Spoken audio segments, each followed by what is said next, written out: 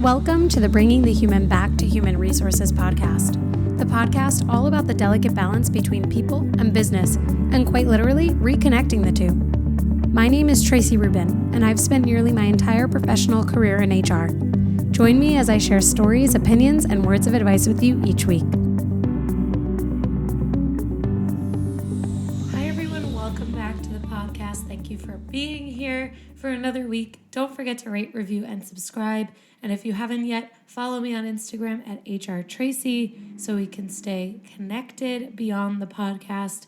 I'm so excited to speak with you today. I'm going to give you an episode that is super focused on some of the specific operative elements of HR and really just completely focused on investigations and how we can fairly and thoroughly conduct an investigation if you are an HR leader and involved in managing employee relations. If you are not an HR leader, keep listening because this can help you too. There are so many examples of times that I've brought a manager in to an investigation conversation and it's really helped them. And it kind of gives you an arsenal of tools when you are not an HR leader for what is to come next, how to conduct yourself or engage with another person in the investigation when an investigation is ongoing. And I think it's just good to be in the know on what happens when someone has formally reported or maybe informally reported that something has gone on in the workplace, or when you're as a manager or a leader in an organization have reported something or have witnessed something and you've partnered with your HR partners. So whether you work in HR or whether you are not in HR and you're a people manager, just stay tuned because I think that this episode will help you as well.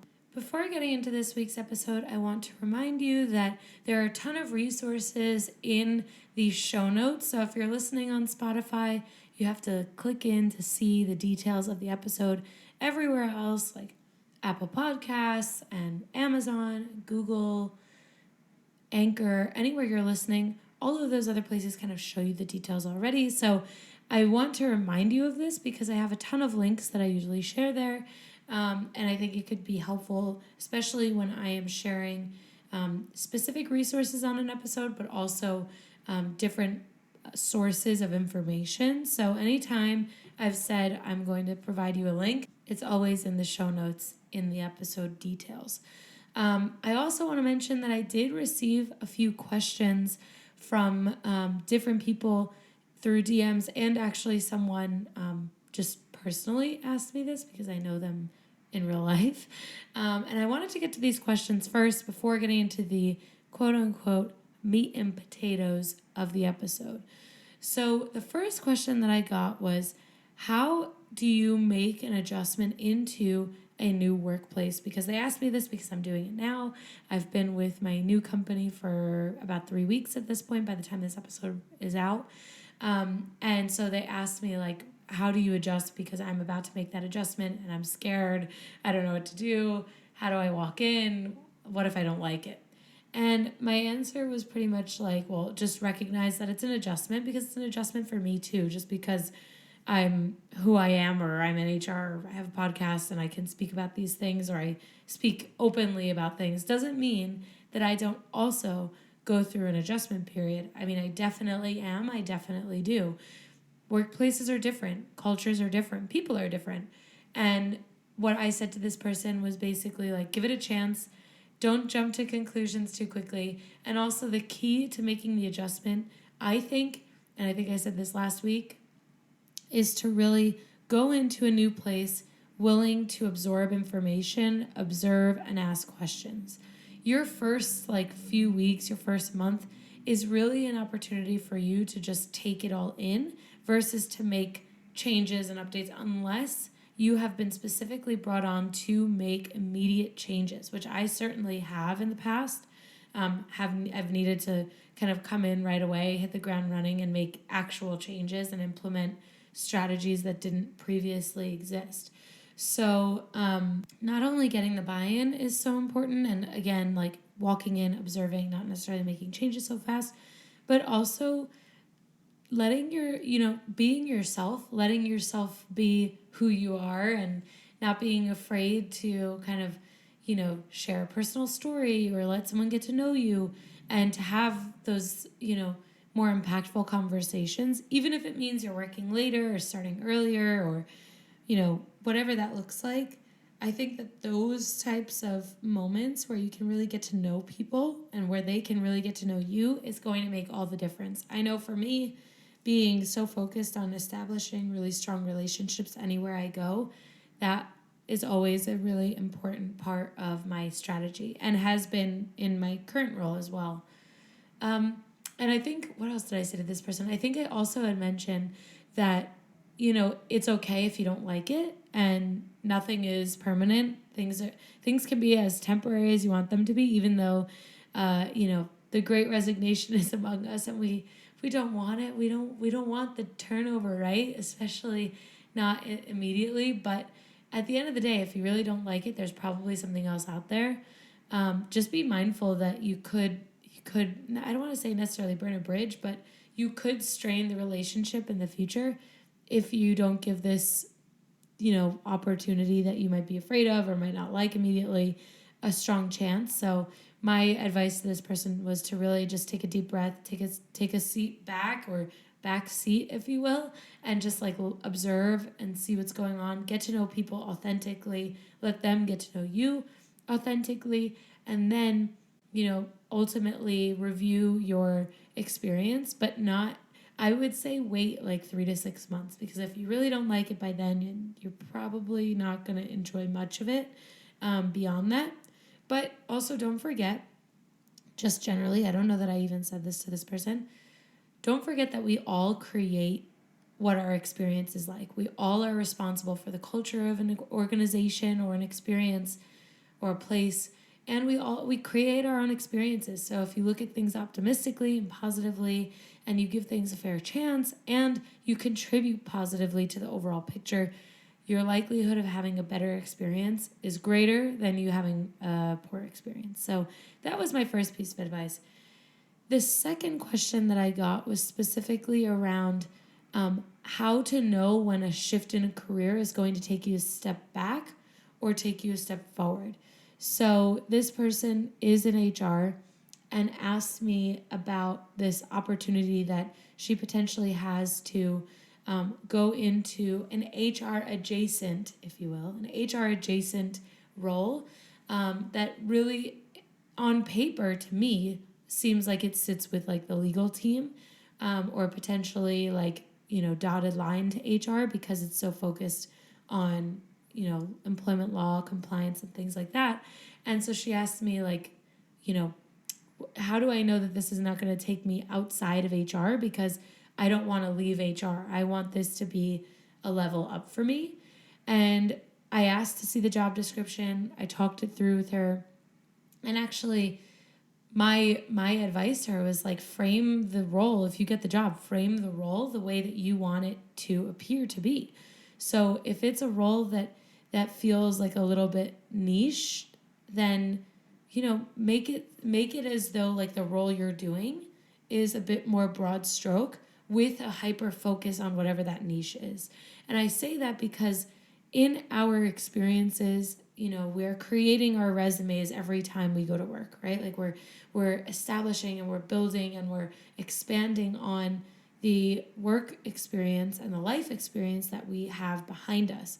And so ahead of you, like you're able to look at this job, you're able to see the role for what it is in front of you, and there are going to be things that probably are different about it that are not included in the job description too. But everything that we do, we can see through a lens.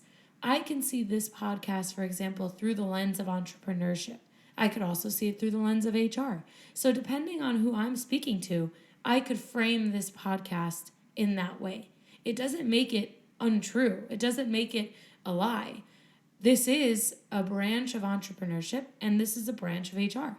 So the way that I don't want to say spin it, because I feel like that gives it like a sense of like untruth, but it really is like a matter of how you brand your experiences.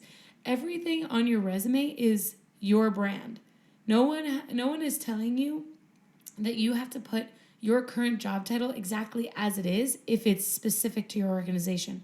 For example, I was an executive team leader of human resources at Target. What the heck does that mean to someone outside of Target? It literally makes no sense to anyone that isn't inside of Target or anyone who has worked for Target. Only they will know, internal and former internal. So when I was applying to jobs when I was leaving Target, I put HR manager in parentheses, executive team leader of human resources.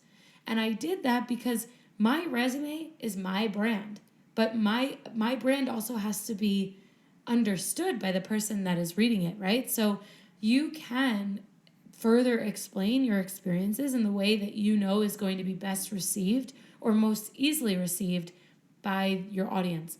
So it's not to say that you should fabricate what's on your resume. You should definitely not do that because it is very easy to figure out when someone's fabricated their resume.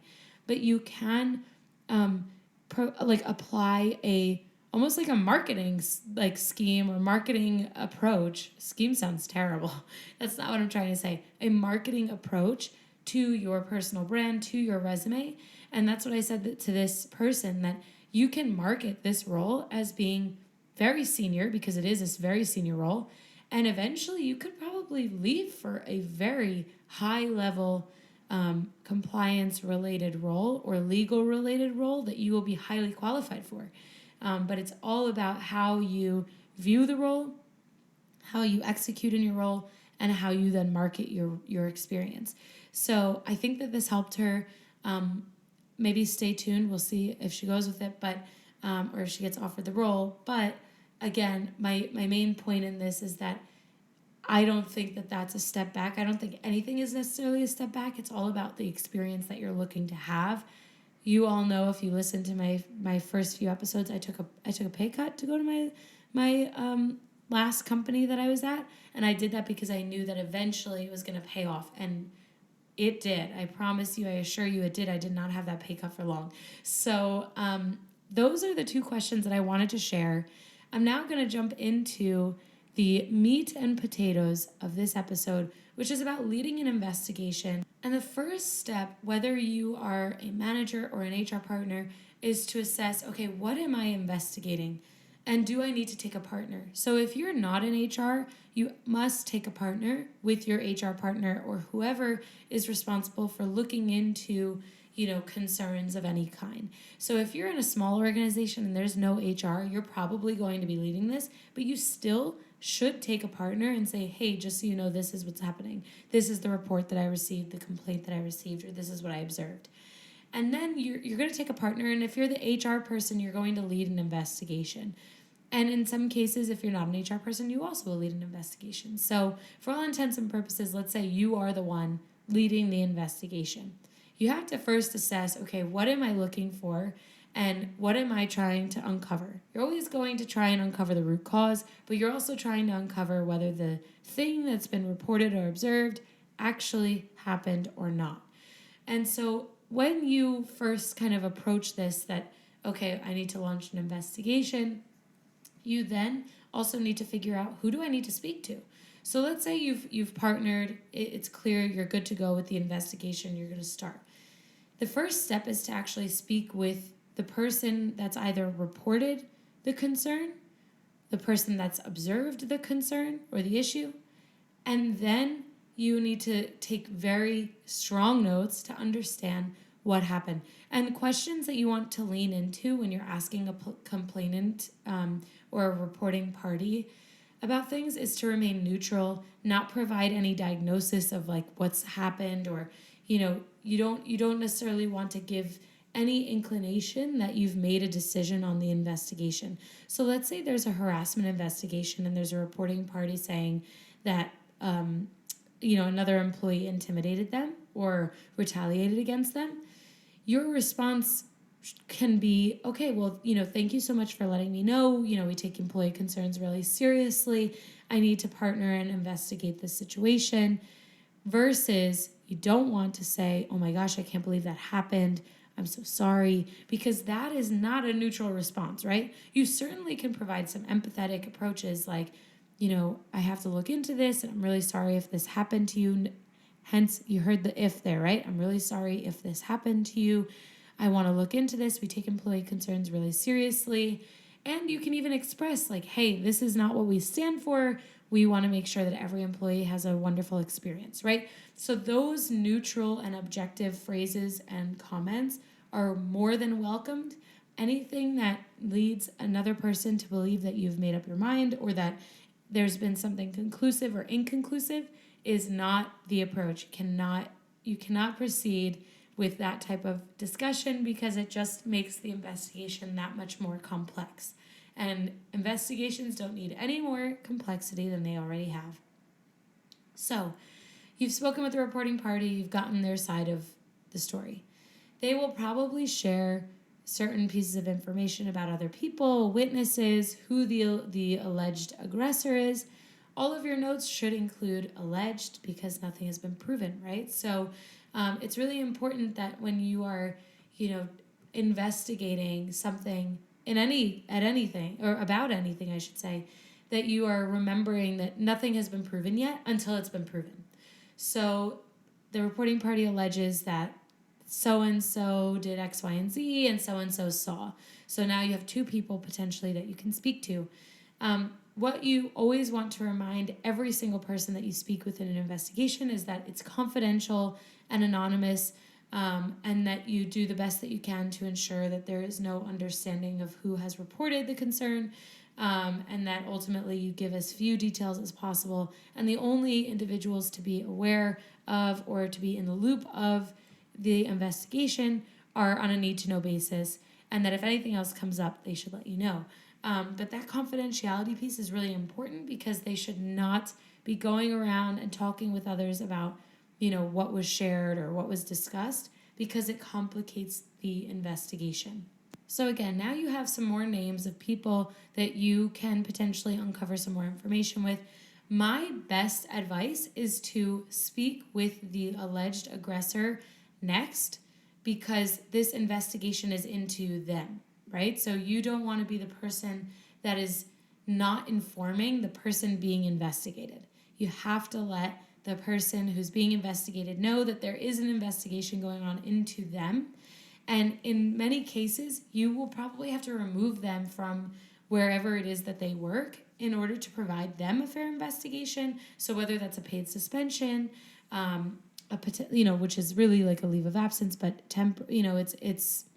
it's a suspension. So it's not like their file changes, so to speak, but I have always leveraged paid suspensions for things that are very serious, like harassment investigations or anything like that, because removing them from the equation, removing the alleged aggressor from the equation allows them the most fair investigation possible because there isn't any opportunity for them to dig a bigger hole, so to speak, in the workplace. You're giving them the opportunity to be aware of the investigation and to remove themselves also, and to say, oh, I shouldn't respond to anyone. I shouldn't, reach out, whatever that looks like for that person.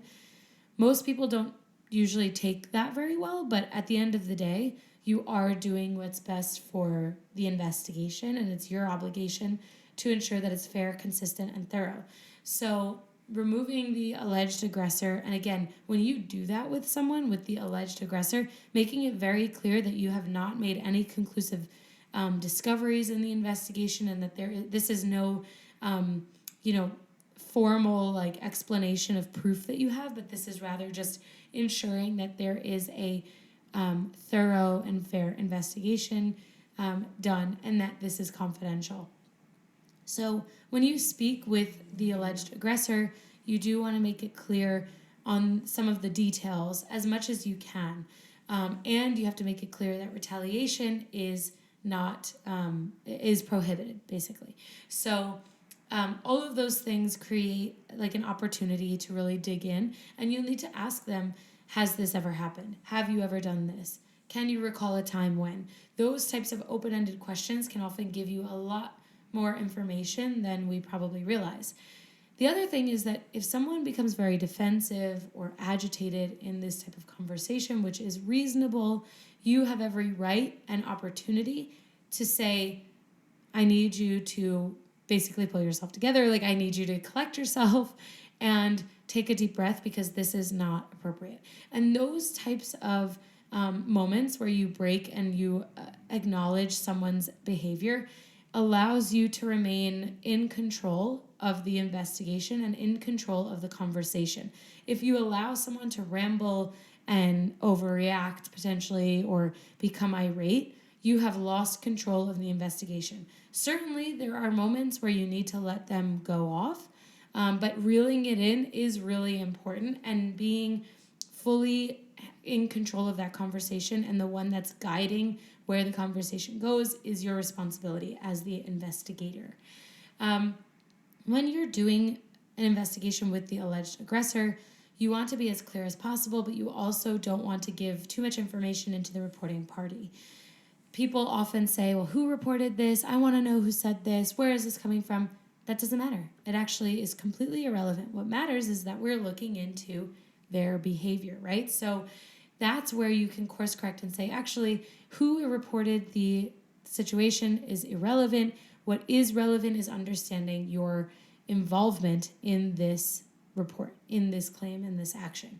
Hopefully that helps you dealing with when it comes to dealing with someone that can be challenging in that type of conversation. So then the reporting party has given you some names. The alleged aggressor has potentially given you some more names. And now you have to continue the investigation. Make sure you're saving your notes in a place that's organized. Make sure you are organizing your notes. And again, remembering to keep a neutral stance when you are conducting the investigation. So let's say you've gone through all of the witnesses, all of the people that you've needed to speak with. And I should preface by saying, or I should add as an asterisk here, you don't always have to speak to every single person that has been name dropped in the investigation thus far, because sometimes if you involve too many people, the investigation gets out of hand and is no longer confidential. So you have to be very mindful of that. I would say that my general rule of thumb is that no more than 10% of the total headcount should be interviewed as part of an investigation. It should be a very small group of people, if possible, enough in order to be able to determine what happened. If you are unclear as to what actually happened, then you might have to continue the investigation. But it is your responsibility to keep things as confidential as possible, anonymous as possible, and to really keep it tight and to react quickly. Investigations for me, I always attempt to have a 48 to 72 hour turnaround time, because we're talking about people's livelihood. It's a stressful experience for people, both the reporting party and the alleged aggressors in situations. So you want to be as quick as possible. And investigations that are super severe, like harassment, intimidation, retaliation, harassment meaning also sexual harassment, anything like physical violence, anything like that, where people are inherently in danger or were made to feel like they were in danger, those go ahead of anything else that you're dealing with. Those are drop everything, and that is your newest priority. And so if you're struggling to figure out where you place certain things on your calendar, this will always take precedent to anything else that you have going on, because it's super important that companies take an active approach at mitigating this type of risk and resolving these type of issues. And it could open your organization up for super risk, a lot of risk, if you don't deal with something like this in a timely and immediate fashion. So let's kind of quickly circle back. Let's say you've spoken with everyone that you need to know. Now you're going to review all of your notes and determine what you have found out. And throughout the investigation, you're probably making different conclusions and thinking one way or another, especially, if you have a strong gut feeling like me.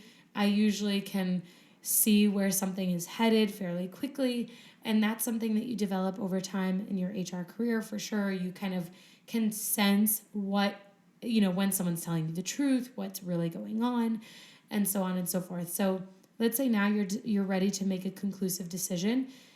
This is where you need to then also take a partner again.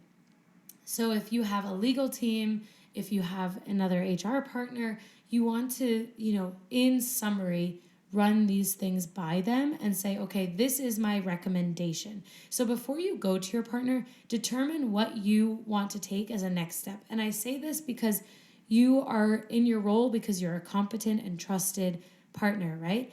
Don't leave it to someone else to make your decisions for you. Make your decision or make your mind up before you go into a conversation with a partner, because it will make you an even more trusted and competent partner. If you go into that partnership and you say, what should I do? That person is just going to be like, do you not know how to do your job? You can't do this. You can't do the job. This is what your job is supposed to, this is what your job requires from you. So my best advice, make your mind up, even if it's the approach that you don't take, even if it's the wrong or a different approach, still make your mind up and go into your partnership and say, these are the facts. This is what I have. This is who I've spoken with. And my recommendation is to terminate or write this person up on a final warning or whatever that looks like, right? Or, this is inconclusive and this was not a report made in good faith. Sometimes you do see that reports are fabricated. Whatever your determination is, share that. And then your partner will have an opportunity to review everything that you've shared with them. And so this allows the partner to really look at things as a third party and objectively. And then you can then go ahead and, finalize whatever the recommendation is. In most cases, I would say the partner agrees unless there's been an issue in the investigation or something is not clear. And so then you're going to execute your recommendation and finalize the investigation. And what you do is you speak with the alleged aggressor first because their employment might be impacted. You share with them the findings of your investigation, high level, like, hey, I found that the investigation has been concluded with a substantiated claim, meaning the initial report has been substantiated. Or, hey, I finished my investigation and I've concluded that the claim is unsubstantiated. It's unclear that this actually happened, and here are some next steps. And you can always provide some feedback. You can always provide some anecdotes on your final findings. You might need to even ask a few additional questions, but at the end of the day, that is the first person that you're speaking with, the alleged aggressor. And then you will go to the initial reporting party and you will let them know, hey, I've concluded the investigation. Thanks again for taking advantage of our open door policy. I can't share all of the details of, next steps, but I just wanted to let you know that the investigation is now concluded. In some cases, you might need to tell them that it's been substantiated. In other cases, you might not. But it's always good to circle back on the initial reporting party so that they know that you really did lead a fair and thorough investigation and you took their concerns seriously. And then in certain dynamics, you will share with the other people that you've spoken with in the investigation that the investigation's been concluded. In other cases, you might not need to say anything. Because, for example, if someone's been terminated, they will find that out and you don't have to say anything. And also keep in mind, if you are terminating someone, you should not be sharing that specifically. You can just say the investigation's been concluded and so is no longer with the company. If someone is being held accountable through corrective action, for example, and is not being terminated, what you can say to the reporting party is like, hey, thank you again for taking advantage of our open door policy. Just so you know, we are, ensuring that there is accountability for these behaviors or situations. And while I can't disclose the details of those next steps, I want to assure you that this was taken seriously and we are, following our policies on addressing this concern. And then that is end to end how you would deal with and lead an investigation. Take really good notes, be objective, be neutral, be fair, and be very clear. Don't be afraid to be direct and ask direct questions and give someone feedback. That is your role in many ways. And then finally, figure out, especially this is what I always try to do. Reflect on the investigation. Is there something that could have prevented that from happening? What could we as a company, we as leaders have done to be proactive by avoiding these types of, or preventing these types of situations? So it doesn't matter what it is, whether it's theft or harassment or violence or anything like that. there's always a way to be proactive. And so I would encourage you to take that opportunity to reflect on what you've found and then to apply a proactive approach. So in my past, I've had many harassment investigations, sexual harassment investigations, retaliation investigations throughout my career. And I always go back and say, okay, well, what could we have done to prevent this? And then finding ways to implement structure or trainings or knowledge discussions where knowledge is shared, for example, to prevent these things from happening again. That proactivity is what is going to help you as an HR leader keep these reactive moments at bay and keep things that are serious that lead to investigations at a minimum. Because it should be every single person's goal that the workplace and the culture of the workplace is positive and professional so that investigations are minimal. When you have a lot of investigations, which I've also been in environments where I've had a lot of investigations in my past, it's very, very hard to be a thought leader, to be a strategizer, and to be part of like the bigger picture of the organization, because you're in the weeds doing these investigations into things that might be serious, might not be serious, might be substantiated, might not be substantiated, and it's a huge chunk of your time taken away from doing things that you could be, really providing as moments of growth for an organization, as things that would help an organization go further in the long run, right? Like whatever projects you might work on or whatever things you might discuss with employees. So when we're dealing with things that are reactive like this, it doesn't allow us an opportunity to be strategic and to be, leaders outside of like firemen at this point, like putting out fires, right? So spend just as much time thinking about how you can prevent that from happening again as you did on the actual investigation. That is my best advice. If you have any questions on any of the steps that I shared with you, please don't hesitate to reach out. And keep in mind also that every organization leads investigations differently, but those to me are the best practices that fundamentally you should have in your tool belt so that you can easily and fairly and neutrally address concerns. With that, I thank you so much for being here. Don't forget to rate, review, and subscribe. Follow me on Instagram at @HRTraci, and I will see you next week.